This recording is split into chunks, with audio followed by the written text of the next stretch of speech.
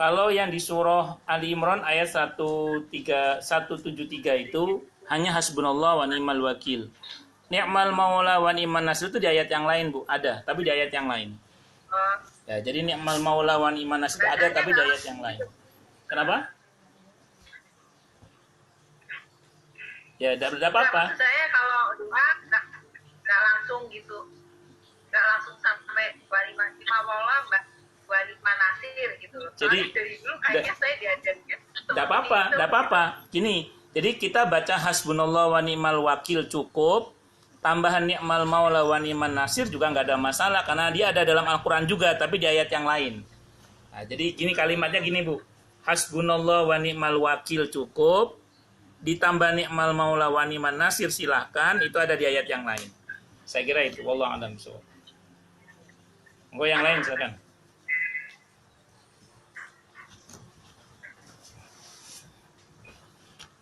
Enggak silakan kalau ada yang lain. Ustaz. Monggo Bu Jenny. Nggih, monggo. Doa apa ya yang bisa kita amalkan setiap saat? Karena kan hari-hari ini kan suasana hati resah, gelisah, takut dengan kondisi yang sekarang. Minimal yang bisa diucapkan setiap saat dalam hati ini menghadapi hal yang demikian. Baik. Ya, sependek yang saya pahami, Bu, yang pertama, jangan panik dulu. Jadi merasa takut, merasa sedih boleh, panik jangan. Saya sempat upload di Facebook saya itu sebuah riwayat dari Abu Nuaim dalam kitab beliau namanya Hulyatul Aulia. Jadi ada seorang wali kedatangan tamu wabah. Jadi ada wabah yang akan ke Damaskus. Kata wali itu, mau kemana kamu? Jadi kalau bahasa kita sekarang, wali itu ketemu sama corona lah gitu ya. Ini babnya karomah ya, susah dijelaskan ini. Nah, kata corona itu atau wabah itu mengatakan, saya mau ke Damaskus. Berapa lama kamu di Damaskus? Saya diperintah oleh Allah untuk ke Damaskus selama 2 tahun. Berapa yang meninggal? Kalau kata bahwa wabah itu 1.000 orang yang akan meninggal. Akhirnya wabah itu pergi ke Damaskus selama 2 tahun. Begitu 2 tahun dia harus pergi dari Damaskus. Dia ketemu sama wali itu tadi. Kata wali tadi itu, kamu bilang hanya 1.000 orang yang meninggal dunia. Tapi nyatanya yang mati ada 50.000 orang. Kenapa bisa begitu? Kata wabah itu, iya memang harusnya cuma 1.000 orang.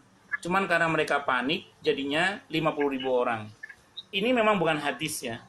Tapi ini cerita seorang wali Allah. Ya ini kita ambil pelajarannya saja. Artinya kita nggak percaya sama ceritanya juga nggak apa-apa. Tapi nyatanya memang panik itulah yang menjadi masalah kemudian. Nah, yang tadinya cuma 1.000 jadi 50.000 itu kan gara-gara panik itu. Dan secara ilmu pengetahuan, panik itu menyebabkan seseorang itu sistem imunitasnya itu menurun. Dan itu yang menjadikan bersangkutan itu rawan terkena penyakit secara sunatullah. Nah, makanya saya ulang, sedih silahkan, takut silahkan, tapi jangan sampai menjadi panik. Nah, dalam Islam ketika dalam hati kita muncul ketakutan, itu yang pertama susul dengan harapan. Itu dalam Islam. Jadi ketika kita ada rasa takut, itu segera susul dengan harapan. Hadis riwayat At-Tirmidzi, hadisnya Hasan Gharib. Nabi bersabda, tidaklah berkumpul dalam hati seorang muslim dalam keadaan seperti ini yang sangat mencekam sekali itu, rasa harap dan rasa takut kepada Allah, kecuali Allah akan berikan apa yang dia harapkan dan Allah selamatkan dia dari apa yang dia takutkan. Makanya keadaan yang tidak baik ini harus kita susul, ketakutan itu kita susul dengan harapan kepada Allah. Semakin menguat ketakutan, semakin menguat harapan kepada Allah. Itu yang perlu kita cermati berikutnya. Selanjutnya, kalau saya secara pribadi lebih banyak membaca La ilaha illa anta subhanaka inni kuntu minadh dhalimin. La ilaha illa anta subhanaka inni kuntu minadh dhalimin. La ilaha illa anta subhanaka inni kuntu minadh dhalimin.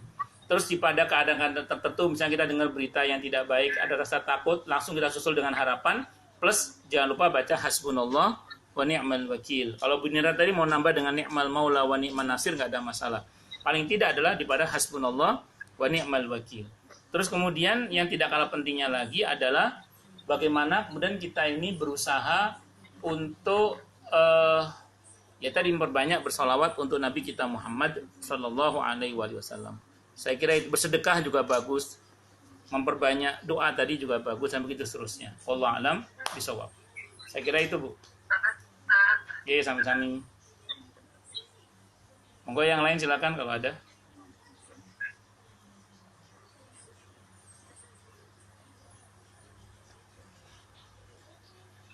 Jelas semua atau tidak jelas semua?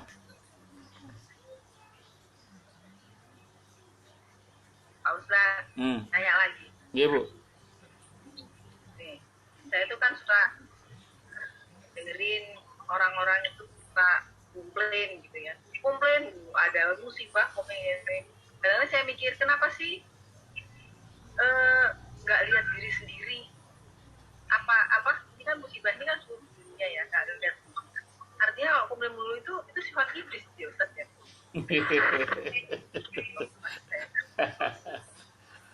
Ya. Tapi orang tuh komplain mulu terus nggak nyari solusi tapi nyalahin terus. Ya. Ya jadi ya memang ada, Bu, penyakit jiwa seperti itu memang ada. Jadi orang yang seperti itu sedang ada orang sedang sakit jiwa. Orang yang sedang sakit jiwanya. Kenapa? Itu jiwanya sakit, Bu. Hatinya sakit itu namanya. Orang seperti itu berarti jiwanya sedang sakit, hatinya sedang sakit. Kalau sedang sakit jiwanya, sedang sakit hatinya, itu ya mesti disembuhkan dulu sakit hatinya itu atau penyakit dalam jiwanya itu. Nah, terhadap orang-orang seperti ini ya Ibu harus sabar saja, karena ini orang yang lagi berpenyakit sebenarnya. Jadi ada orang-orang tertentu yang mentalnya senangnya memang menyalahkan. Kalau Ibu tadi mengatakan itu kan sifat-sifat iblis, perlu Ibu catat dengan baik bahwa manusia itu bisa lebih parah dari iblis. Manusia itu bisa lebih parah dari iblis, iya seperti itu. Ya, saya kira itu. Ya kan, kalau kita lihat Fir'aun sampai ngaku sebagai Tuhan kan, Namrud sampai ngaku sebagai Tuhan. Iblis nggak pernah meyakini dirinya sebagai Tuhan, nggak pernah. Itu seperti itu. Wallahu a'lam bishawab. Ya silakan. Monggo yang lain silakan. Pak Ustaz. Halo. Nggih, monggo Bu Opi. Aku mau tanya dong yang tadi yang di ayat surat Al-Anbiya ayat 87 yang la ilaha illa Anaka ini kuntum minadh-dhalimin. Ya. Itu yang tentang cerita Nabi Yunus. kan. Nah itu kan di situ ditulis katanya ketika dia pergi dalam keadaan marah. Itu bisa dijelasin lagi nggak Pak Ustadz? Ya. Itu maksudnya dia marah kepada. Ya, jadi gini itu. Nabi Yunus itu marah kepada kaumnya karena diajak beriman kepada Allah itu tidak mau. Terus beliau bilang kepada kaumnya, kalau kamu nggak nurut, akan turun azab Allah kepada kalian. Nah, terus Nabi Yunus itu kayak sebagai manusia biasa, seorang nabi yang juga manusia biasa yang dimuliakan oleh Allah dengan wahyu. Beliau itu capek gitu loh. Karena udah capek, akhirnya beliau itu hijrah. Nah, hijrahnya itu enggak tanpa seizin Allah. Beda sama Nabi Muhammad SAW. Nabi itu ketika kaum muslimin sudah hijrah ke Madinah, Nabi tidak hijrah. Kenapa? Dalam hadis Bukhari bilang, saya nunggu izin dari Allah. Nah, Nabi Yunus itu nggak pakai izin dari Allah. Beliau pergi tanpa izin dari Allah. Nah, itulah yang sering dikatakan oleh para ulama, seorang nabi itu mungkin salah, tapi nggak mungkin berdosa. Nabi itu mungkin salah, tapi tidak mungkin berdosa. Dalam hal ini, Nabi Yunus, beliau sedang bersalah, tapi tidak berdosa beliau. Sebagai manusia biasa, beliau ada sifat manusiawinya gitu maksudnya. Nah, beliau akhirnya pergi tanpa izin Allah. Rupanya Allah tidak menghendaki beliau pergi. Nah, akhirnya Allah ingatkan beliau dengan cara ya tadi itu, ditelan oleh ikan itu. Tapi rupanya ada hikmahnya. Kaumnya Nabi Yunus itu, ketika Nabi Yunus pergi, kaumnya Nabi Yunus kan diancam oleh Nabi Yunus akan turun azab. Nah, diam-diam kaumnya itu mendatangi rumah Nabi Yunus sambil ngintip. Kira-kira Yunus masih ada di rumah apa tidak? Ternyata begitu sampai di rumahnya Nabi Yunus, ternyata Nabi Yunus sudah nggak ada di rumahnya. Akhirnya mereka berpikir, waduh, berarti ini benar ada azab. Karena andaikan Nabi Yunus masih ada di dalam rumah, mereka pasti berkata, Yunus bohong. Buktinya itu dia masih di dalam rumah. Tapi begitu dia ngelihat di dalam rumahnya Nabi Yunus, ternyata Nabi Yunus sudah nggak ada di dalam rumah, sudah pergi, berarti mereka meyakini berarti ini adab mau turun beneran. Akhirnya kaum itu tobat semua itu akhirnya. Kaum itu tobat semua, sementara Nabi Yunus sudah pergi. Nah, makanya akhirnya Allah ingatkan beliau dengan tadi itu, dengan la ilaha illa anta subhanaka inni kuntu minadh dhalimin, yang akhirnya menjadikan beliau itu selamat dari dalam perut ikan itu, dan Allah menjamin tidak hanya untuk Nabi Yunus, tapi wa kadzalika nunjil mu'minin.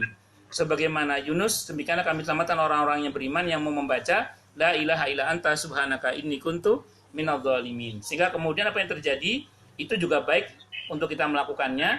Sehingga ketika Nabi Yunus balik ke kaumnya, itu kaumnya udah beriman semua. Jadi kesalahan Nabi Yunus justru berbuah hikmah. Berbuah hikmah apa? Dalam bentuk berimannya kaumnya tadi itu. Wallahu a'lam bishawab. Ceritanya gitu, Bu. Ada lagi yang lain silakan, monggo. Yang lain monggo silakan.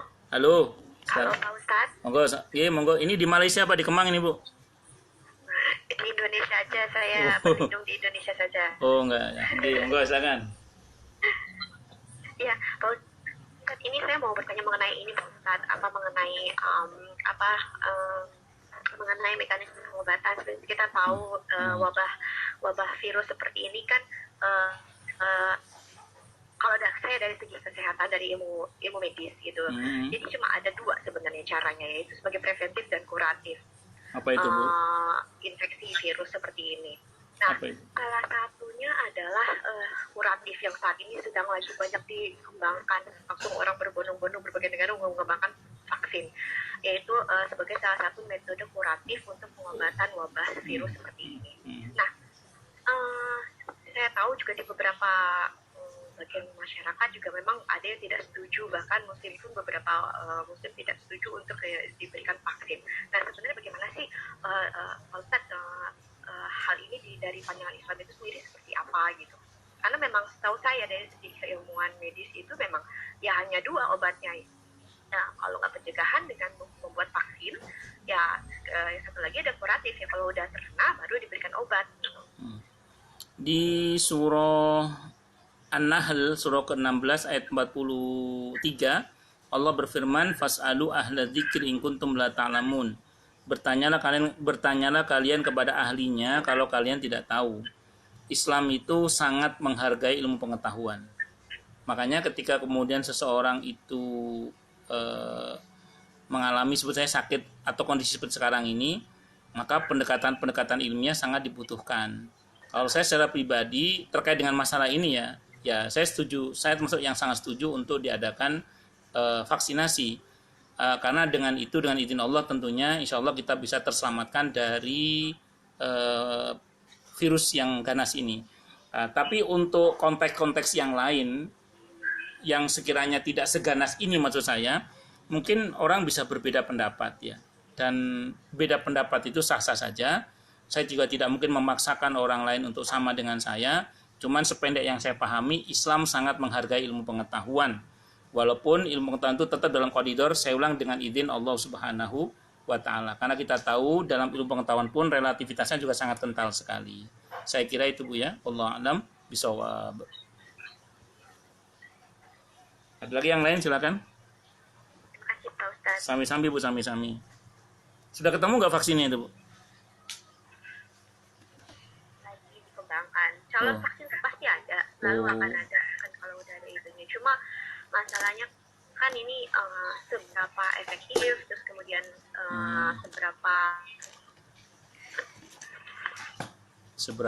seberapa itu ya. Ya masih dikaji terus lah gitu ya.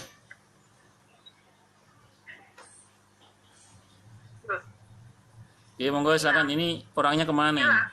Apa tekan obat? Itu ya sebenarnya semuanya itu hanya baru belum ada pembuktian secara klinisnya sih, itu aja sih, itu baru secara empiris aja. Yang itu ya, yang di Cina ditemukan obat mirip malaria itu ya. Kalau obat itu manjur nggak sih? Apa, Bu? Obat yang diimpor sama pemerintah Indonesia itu manjur nggak? Iya, manjur atau tidak, sebenarnya kan memang belum ada uji klinis yang menguji secara langsung itu terhadap virus ini gitu. Jadi semua ini juga diambil secara empiris karena mekanisme kerja dari obat itu dianggap memungkinkan untuk bisa membunuh virus itu. Tapi again, saya tekan lagi di sini,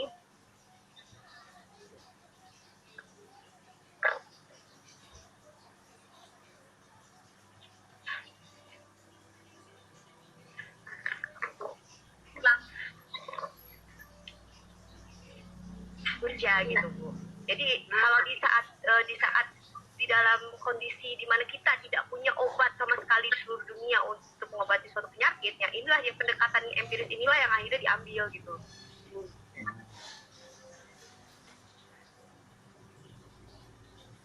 Ya, monggo silakan yang lain. Thank you. Ya, terima kasih Bu informasinya. Monggo yang lain silakan.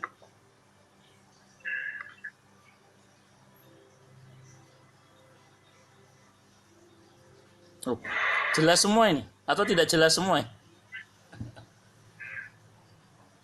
Lagi berdoa Pak. Oh,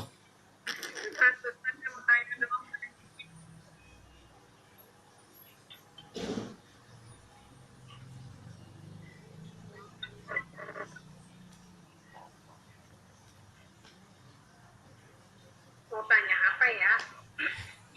Tanya apa? Ayo mau tanya apa? ini 5 menit lagi zuhur insyaallah. Oh iya. Apa-apa, monggo silakan yang mau nanya, monggo. Ini madam kemana madam?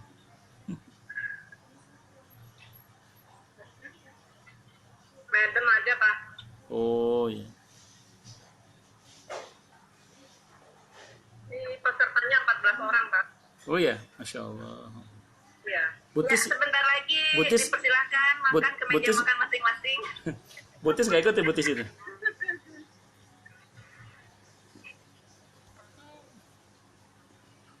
Semuanya 16 orang sih Mbak. 16. Oh. Tapi ada yang tinggal di sekitar. Juga ikut begini senang. Saya senang.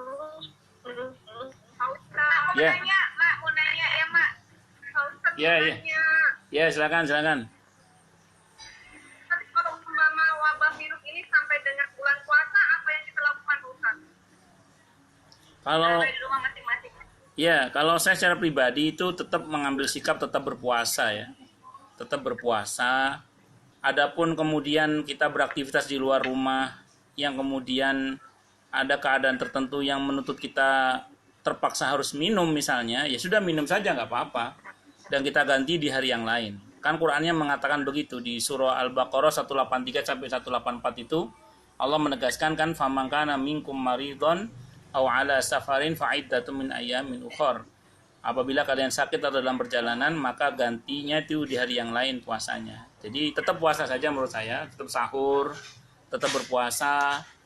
Terus selama kita apabila ada kegiatan kita di luar rumah yang sekiranya ada keadaan tertentu di mana kita merasa perlu harus minum, ya sudah bismillah minum saja, tidak apa-apa. Insya Allah itu tidak berdosa kita. Kenapa? Karena bukan mau kita membatalkan puasa itu. Ya, saya kira itu. Wallahu a'lam. Diganti di hari yang lain. Iya, diganti di hari yang lain. Kalau seandainya sampai naudzubillah, semoga segera hilang wabah ini ya. Andai kan sampai Ramadan yang akan datang juga masih ada wabah ini, naudzubillah min syarri dzalik misalnya, maka ya diganti dengan fidyah saja. Diganti dengan fidyah. Diganti dengan ngasih makan orang miskin, 1 kali puasa 1 kali makan kenyang untuk orang-orang miskin. Oh iya. Ya, saya kira itu. Kalau nggak bisa ganti dengan puasa, boleh pakai itu tadi. Fidyah kalau wabahnya sampai Ramadan. Sampai Ramadan yang akan datang lagi maksudnya. Kalau di dalam mudah-mudahan segera selesai lah wabah ini ya. Amin Allahumma amin insyaallah.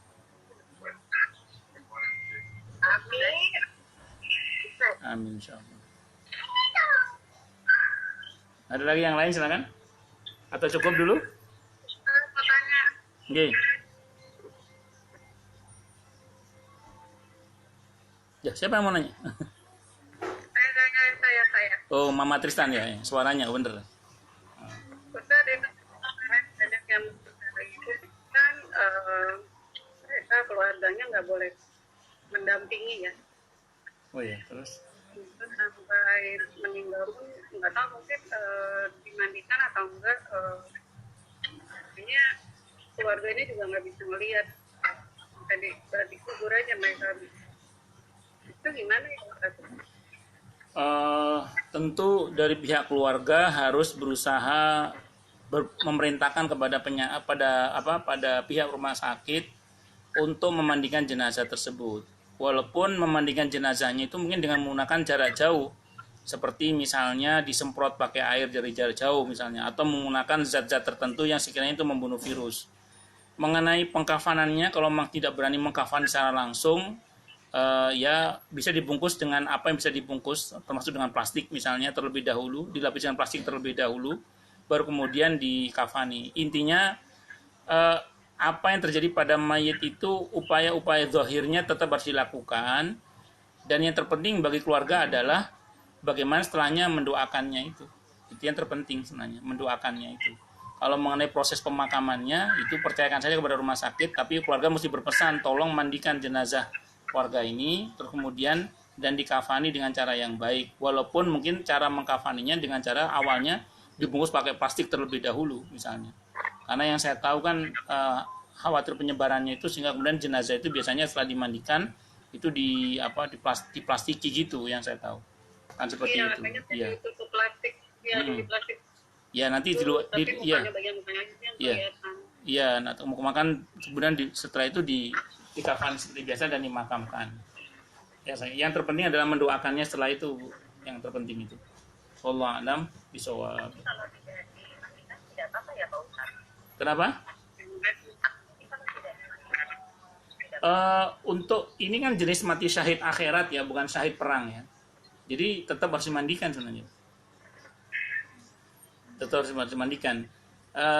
Cara memandikan itu kan bisa banyak cara ya. Kalau misalnya yang mandikan takut beresiko, kan dia bisa mandikan dengan cara jarak jauh, pakai disemprot jarak jauh kan bisa. Cuman ya gitu memang bahan-bahan di dalam tubuhnya mungkin tidak keluar semua. Tapi yang penting kan dimandikan bisa dengan jarak jauh kan bisa. Terus dia bisa menggunakan pakaian dari pihak rumah sakit, bisa menggunakan pakaian-pakaian yang steril itu. Apa namanya itu? Pakaian apa namanya itulah? Ya itu. Iya itu apa pakaian apa? Iya itu apa itu namanya? Ya, tidak harus digosok-gosok memandikannya. Bahkan bisa saja memandikannya dengan cara dicelupkan di sebuah kolam tertentu juga bisa. Misalnya dia punya apa namanya itu? Bed up ya, bed up itu. Ya bed up. Nah, itu diisi air penuh misalnya, sambil airnya mengucur, dikasih zat kimia apa supaya virusnya mati.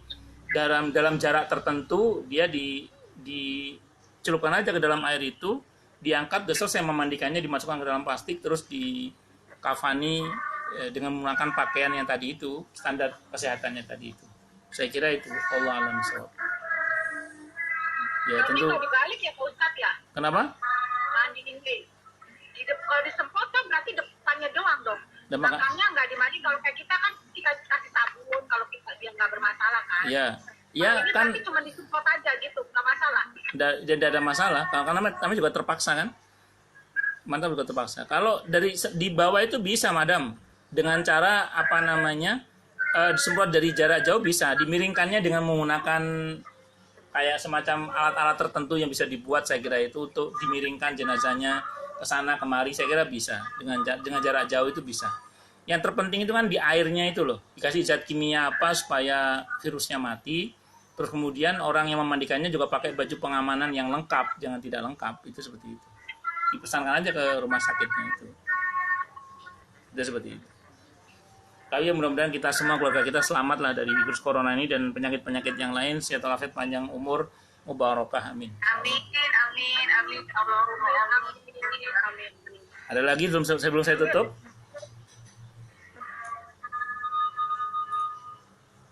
Jelas semua ya? Atau tidak jelas semua ya? Udah cukup ya? Udah azan ya? Cukup ya? Kita Udah tutup kajian kita dengan hamdalah. Alhamdulillahirabbil alamin. Semoga kajian kita bisa bermanfaat, mubarakah fid dini wa dunya wal akhirah, untuk kita, keluarga kita dan seluruh umat Islam semuanya. Dan mudah-mudahan kita semua dijadikan oleh Allah sebagai orang-orang yang sukses dunia akhirat, selamat dunia akhirat, bahagia dunia akhirat, dan dipermudah urusan kita oleh Allah fid dini wa dunya wal akhirah. Semoga Allah limpahkan hidayah selalu untuk kita, semoga Allah tingkatkan selalu hidayah untuk kita, dan semoga Allah berikan hidayah untuk siapapun yang melihat kita. Subhanakallahumma bihamdika asyhadu an la ilaha illa anta astaghfiruka wa atubu ilaik. Sallallahu alaihi Muhammad wa ala alihi wa sahbihi wasallam. Saya mohon maaf. Wassalamualaikum warahmatullahi wabarakatuh.